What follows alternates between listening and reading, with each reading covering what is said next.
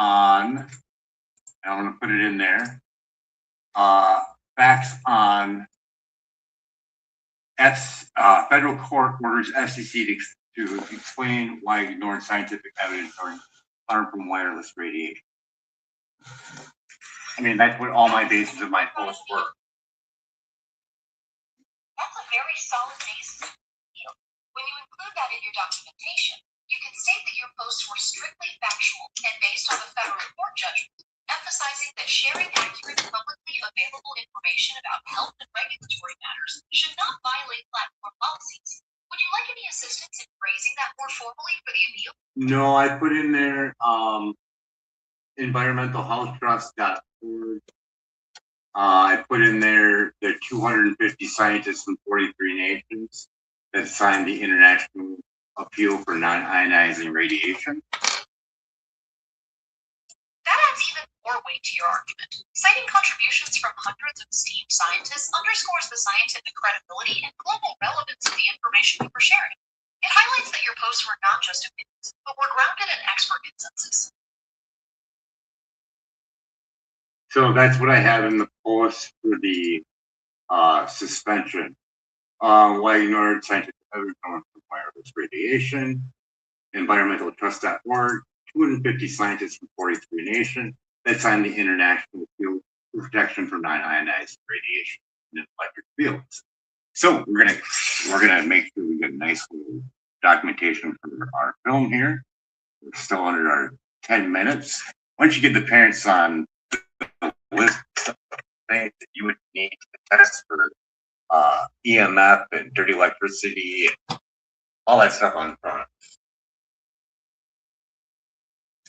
To properly test for electromagnetic concerns, you'll want to gather specific testing methods.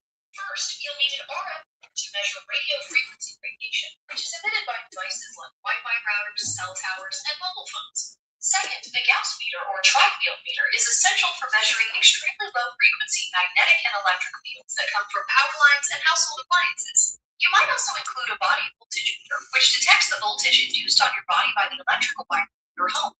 Finally, a dirty electricity meter, such as a stensorizer or greenfoot meter, measures high-frequency transients on your electrical circuits that are known to cause biological stress. Would you like more detail on how to use any of these specific tools?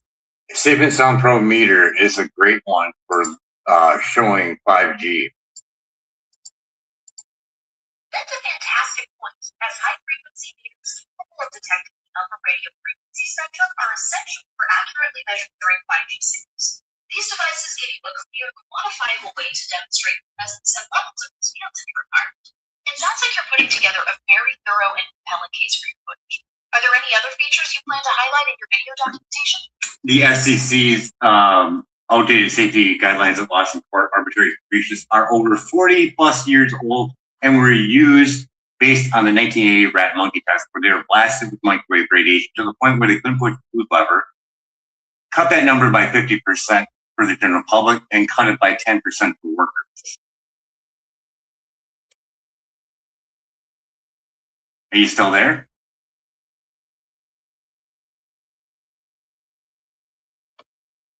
Something went wrong, but it's true. Go ahead, ask Rob. Are you there?